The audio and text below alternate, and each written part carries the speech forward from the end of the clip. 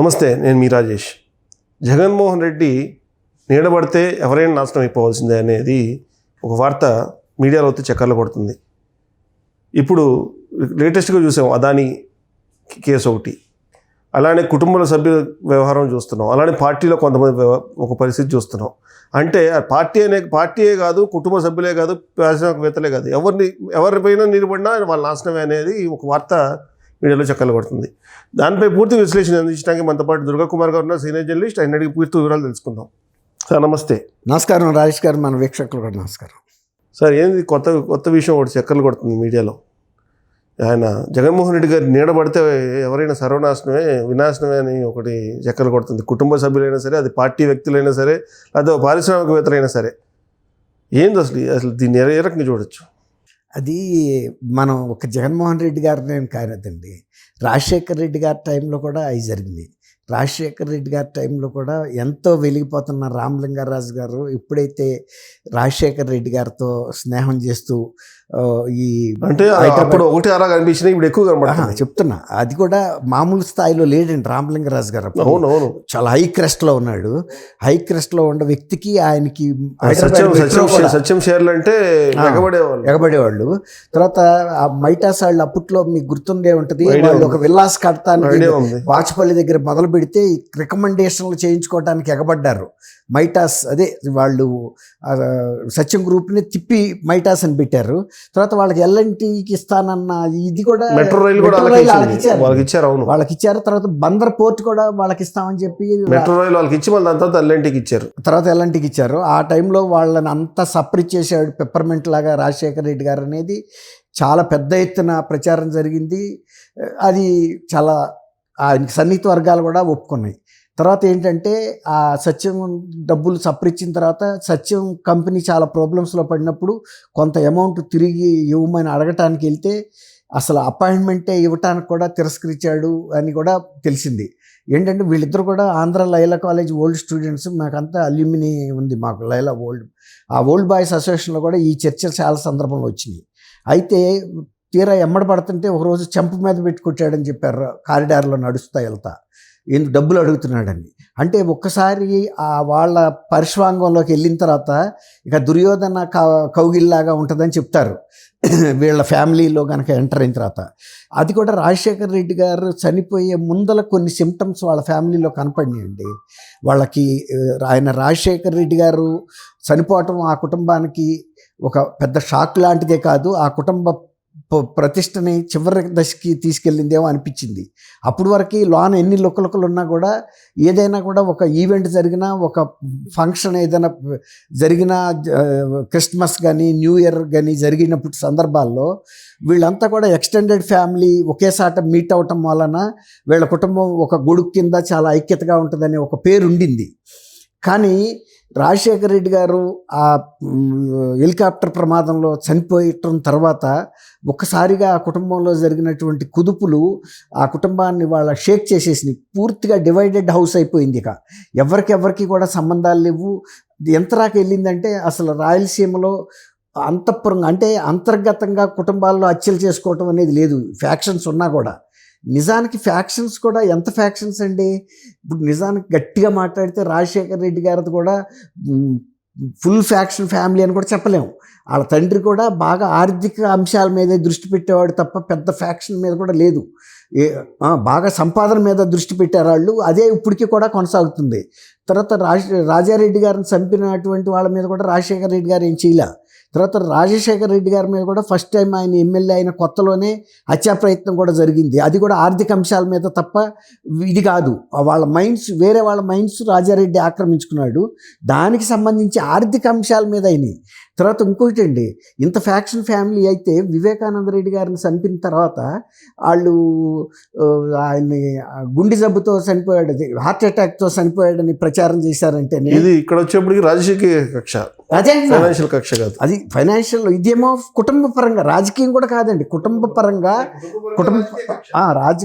కుటుంబ పరంగా YS Rajareddy family members మాత్రమే రాజకీయాల్లో ఉండాలి, రాజశేఖర రెడ్డి ద్వారా వచ్చిన రాజకీయ ప్రతిష్టని వీళ్ళు మాత్రమే లాభం పొందాలి తప్ప ఇతర కజిన్స్కి వెళ్ళటానికి లేదు అనేది. ఇప్పుడు అవినాష్ రెడ్డి ఫాదర్ ఉన్నాడు కదండి, వాళ్ళు రాజకీయాల్లోకి రావటం ఆయనకి ఇష్టం లేదు. ఏదుండా షర్మిల రావాలి, జగన్మోహన్ రెడ్డి రావాలి, విజయం రావాలి, లేదంటే వివేకానంద రెడ్డి గారు రావాలి.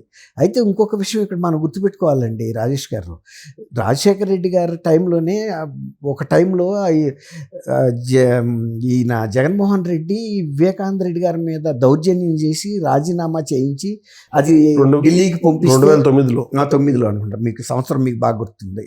అప్పుడు సోనియా గాంధీ గారు కూడా ఎందుకు రాజీనామా చేయాల్సి వచ్చిందంటే వాళ్ళకి ఇంటెలిజెన్స్ రిపోర్ట్ ప్రకారం ఇతను జగన్మోహన్ రెడ్డి ఇలా చేశాడు, ఆయన కొట్టడం వలన ఈయన రాజీనామా చేస్తే అది ఒప్పుకోలేదు. ఆ తర్వాత అయినా ఆయన్ని డ్రాప్ చేసి ఈయనకి సీట్ ఇచ్చాడు రాజశేఖర రెడ్డి గారు. అట్లా ఇక అక్కడి నుంచి వీళ్ళ కుటుంబంలో ఒక రకంగా కొన్ని దురదృష్టకర సంఘటనలు జరుగుతాయి. ఇక అది బాగా పరాకాష్ట అంటే వివేకానంద రెడ్డి గారి హత్య. ఇక వివేకానంద రెడ్డి గారి హత్య తర్వాత కుటుంబం వర్టికల్గా విడిపోయింది. అంటే వివేకానంద నిందితుల్ని బలపరిచే గ్రూప్ ఒకటి ఉంది, వివేకాన్ని చంపినటువంటి వాళ్ళని శిక్షించాలనే ఒక గ్రూపు విడిపోయింది. అందులో ఇప్పుడు సౌభాగ్యమ్మ కానీ, తర్వాత షర్మిల కానీ, సునీత గారు కానీ, వీళ్ళందరూ తర్వాత ఒక రకంగా ఇవి కూడా సైలెంట్ అయిపోయింది. విజయమ్మ గారు కూడా అటు ఇటు చెప్పలేని పరిస్థితి. ఒక రకంగా ధర్మం ఏమో సునీత వైపు ఉందని తెలుసు, సునీతకి అన్యాయం జరిగిందని, కానీ అవతల చూస్తేనేమో జగన్మోహన్ రెడ్డికి ప్రత్యక్షంగానో పరోక్షంగానో పాత్ర ఉందని. తర్వాత 40 కోట్ల రూపాయల సుపారీ ఇచ్చి చంపించారంటే ఒక ఫ్యాక్షన్ కుటుంబంలో వాళ్ళే చేయగలిగితే సుపారీ ఇవ్వాల్సిన అవసరం ఏముందండి? అక్కడ మీకు అర్థం కావట్లేదా? ఇక వీళ్ళు ఆర్థిక అంశాల్లోకి వెళ్ళిపోయారు తప్ప ఇక ఫ్యాక్షన్స్లో వీళ్ళు లేరండి. వీళ్ళదంతా వ్యాపార దృక్పథం వచ్చేసింది. ఎవడన్నా ఫ్యాక్షన్ కుటుంబం ఇప్పుడు ఒక టైలరే ఉండి ఇంకో టైలర్ దగ్గరికి తీసుకెళ్ళడు కదండి బట్టలు కుట్టమని, అదే వాళ్ళే చేయగలిగితే వాళ్ళే చేయాలి కదా, అందులో మీరు ఆరితేరిన వాళ్ళు. కానీ అది కాదు, వాళ్ళది ఆర్థిక దృష్టే ఉండింది. అందుకే 40 కోట్లు పోయినా పర్వాలేదు, మన చేతికి మట్టి అంటకూడదు అనుకున్నారు. కానీ చేతికే కాదు ఒళ్ళంతా అంటింది. ఇప్పుడు వాళ్ళు చేసిన తెలివి తక్కువ పని ఏంటంటే దాన్ని దెబ్బతో రాజశేఖర రెడ్డి కుటుంబం చిన్న భిన్నం కకావికలైపోయింది. ప్రజల ముందు కూడా పలసనైపోయింది. అదే వివేకానంద ఉంటే పరిస్థితి ఉండేది కాదు. ఉండదుగా. వివేకానంద రెడ్డి గారిని కనుక వీళ్ళు చంపకుండా ఉంటే అసలు ఆయన ఎంత అండి, ఊరికి జిల్లా వరకు మహా ఉంటే ఆ నియోజకవర్గం వరకు, అదిలో వీళ్ళ క్షేమం కోరే వ్యక్తే కదా. చనిపోయిన రోజు రాత్రి కూడా కుటుంబానికి సపోర్ట్ ఉన్న వ్యక్తులు ఎవరు లేరు. ఇప్పుడు అదే వీళ్ళు. తర్వాత పెద్దరికం పోయింది, ఎవరన్నా తిప్పి చెప్పేవాళ్ళు లేరు. ఆ రోజు కూడా ఆయన ఎన్నికల ప్రచారానికి జగన్మోహన్ రెడ్డి తరపునే వెళ్ళొచ్చాడు కదా. మీకు రాజశేఖర రెడ్డి గారు ముఖ్యమంత్రికి ఉన్నప్పుడు, రాజకీయాలు ఉన్నప్పటికీ కూడా, ఆయన ఎమ్మెల్యేగా ఉన్నప్పుడు కూడా అక్కడ గ్రౌండ్ వర్క్ అంతా వివేకాదే.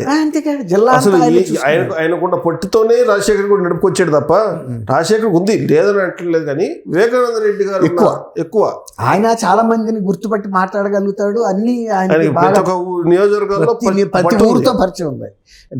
కడప జిల్లా మైనస్ అయిపోయింది అది వాళ్ళకి. అవును, ఇప్పుడు ఈవెన్ జగన్మోహన్ రెడ్డి గారికి పులివెందుల్లో ఎవరేంటో తెలియదు. మొన్న ఈ మధ్య ఈ కౌన్సిలర్స్ మీటింగ్ వాళ్ళు పెట్టినప్పుడు కూడా వాళ్ళు ముఖాన్ని అడిగేశారు. వివేకానంద రెడ్డి ఎదురు తిరిగి అసలు ఏది జగన్ కన్నా ఏరు కూడా అంత ఓల్డ్ ఉంది, కానీ వివేక ఆ ఉద్దేశం మీద లేడండి.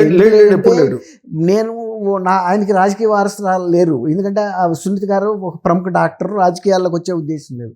తర్వాత తనకు వయసు అయిపోతుంది, తను కోరుకుందల్లా జగన్మోహన్ రెడ్డి షర్మిల ఇద్దరు మాత్రం రాజకీయాల్లో ఉండాలి, ఇద్దరు సమస్థాయిలో ఉండాలి కూడా కోరుకున్నాడు ఆయన. ఎంపీగా కూడా షర్మిల ఉండాలి, ఇంకా కూడా పెరిగితే కూడా పెరగాలి, కుడి ఎడంగా ఇద్దరు ఉండాలి రాజకీయాల్లో. ఆ రోజు చెప్పింది కూడా అదే, ఉంటే నేనే ఉండాలి ఎంపీగా, నువ్వన్నా ఉండాలి చెప్పాడు. అవును, అదే ఆయన సావుకు కారణమైంది. అట్లా అన్నమాట. ఇప్పుడు అందువల్ల జగన్మోహన్ రెడ్డి గారి దగ్గరికి ఏ పారిశ్రామికవేత్త ఉన్నా, ఇప్పుడు మ్యాట్రిక్స్ ప్రసాద్ వెళ్ళాడు, ఆయన పతనం అయిపోయాడు. తర్వాత పొట్లూరు ప్రసాద్ అని విజయవాడలో పివిపి ప్రసాద్ ఆయన వెళ్ళిపోయాడు.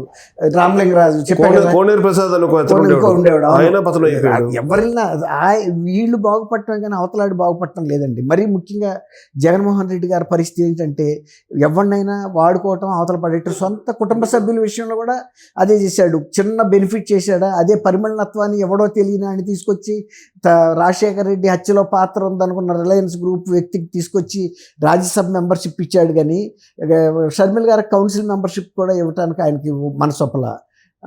తర్వాత ఇవాళ ఆమె కాంగ్రెస్లోకి వెళ్తే కూడా ఇవాళ వ్యక్తిత్వ అన్నానికి పాల్పడుతూ ఆమెను ఇంకా కూడా ఇప్పటికి కూడా చాలా అనవసరపు నిందారోపణలు కూడా ఒక అన్నగా చేస్తున్నాడు. మొన్న చెప్పేసింది, ఒక అన్నగా నువ్వు నాకు మేలు చేయకపోగా ఇంత కీడు చేస్తున్నావు, నన్ను రోడ్డు మీద పడేస్తున్నావు, నీకు వీళ్ళ పేరు వాళ్ళ పేర్లు నువ్వే చేస్తున్నావు, నువ్వు అధికారంలో ఉన్నప్పుడు అట్లాంటి వాళ్ళని ప్రోత్సహించావు.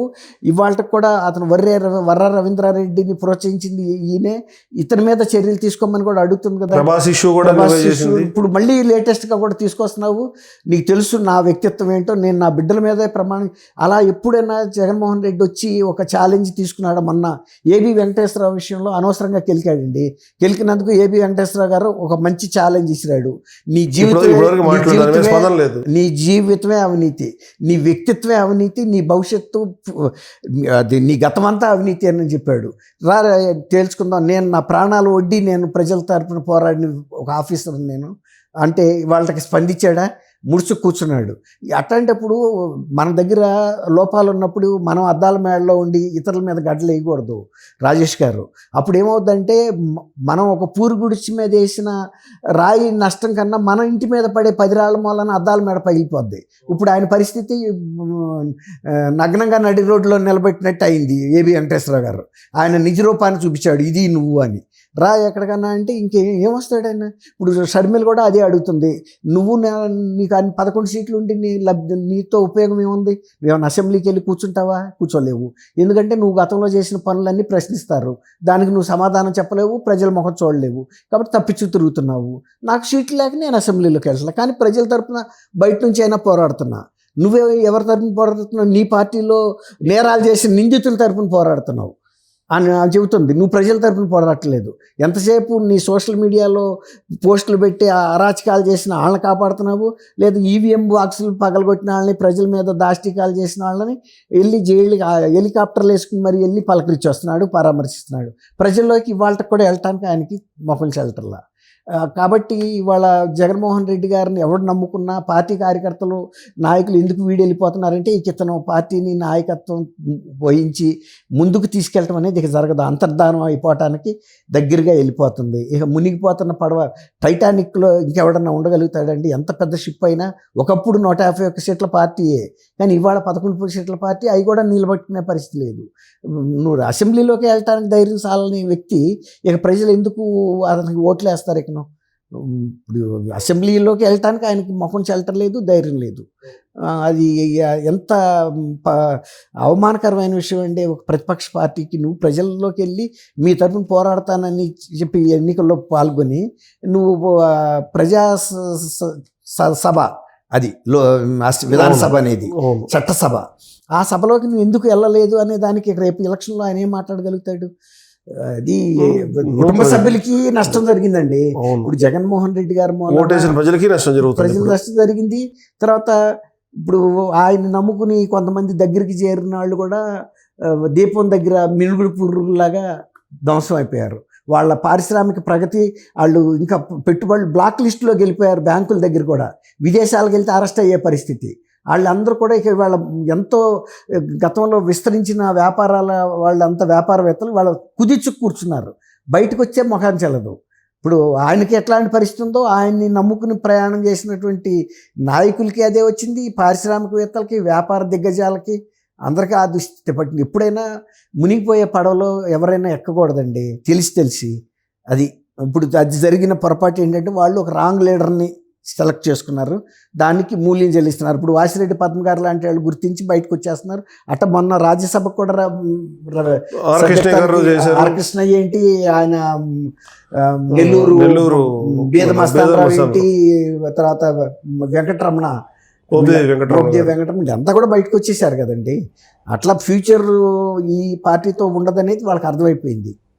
ఇక మిగిలిన వాళ్ళు కూడా ఎంతో కాలం ఉండదండి. ఇక ఆయనకి కూడా అన్నీ కూడా సెల్ఫ్ గోల్స్ కొట్టుకుంటున్నాడు. ఏ లీడర్ సెల్ఫ్ గోల్స్ కొట్టుకునే వాళ్ళు రాజకీయాల్లో రాణించలేరు. రైట్ సార్, థ్యాంక్ యూ అండి. మన వీక్షకులు కూడా నమస్కారం.